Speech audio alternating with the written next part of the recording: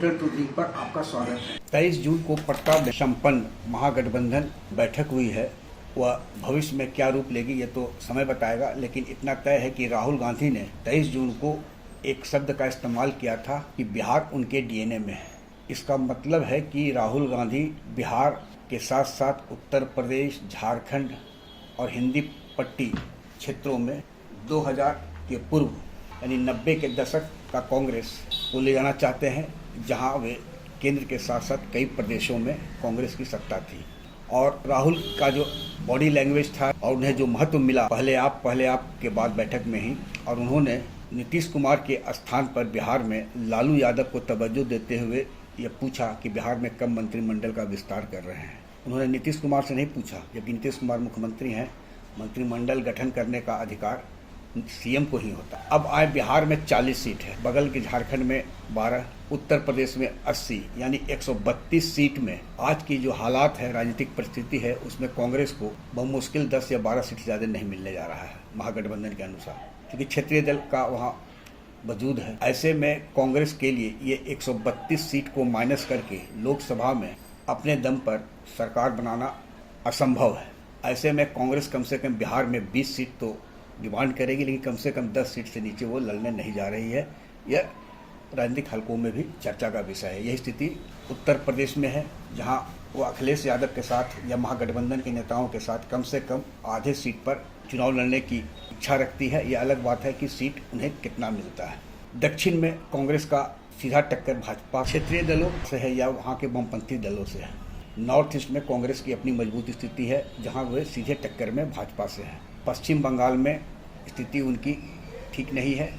वह ममता बनर्जी अपना जीती हुई सीट देने के लिए मूड में नहीं होंगी, यह भी तय है। ऐसे में कांग्रेस बंगाल में भी अपने दम पर चुनाव लड़ सकती है, इस संभावना से इनकार नहीं किया सकता है।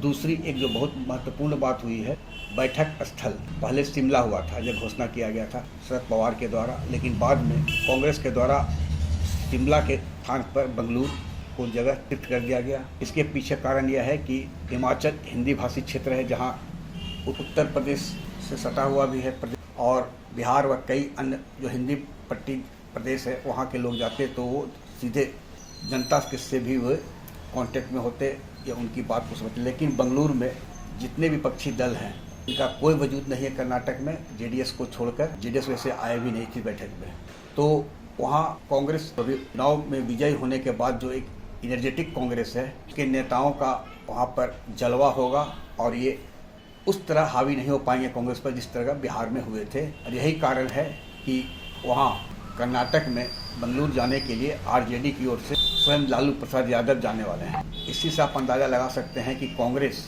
की जो महत्वाकांक्षा है उस पर अगर कोई एक व्यक्ति जो पूरे विपक्षी महागठबंधन में नेता है, 2-3 नेता हैं, ऐसे शरद पवार भी है, लेकिन उनमें लालू यादव सबसे प्रमुख नेता है जिनकी बात अन्य दल भी सुने। अब देखिए कुछ ही दिनों के बाद सीट बंटवारा का जब मामला आएगा तो पेच फंसना तय है।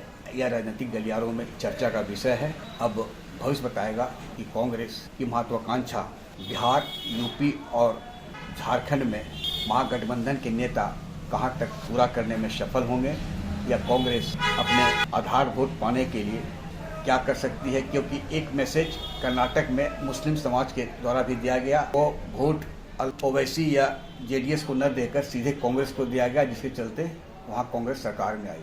अखिल भारतीय स्तर पर कांग्रेस यह मैसेज देना चाहती है अल्पसंख्यक समाज को कि भारतीय जनता पार्टी के खिलाफ अकेली वही पार्टी है जो केंद्र में आ सकती है। आग्रह है कि इस वीडियो के लिंक को लाइक, शेयर, सब्सक्राइब अवश्य करें। धन्यवाद, नमस्कार।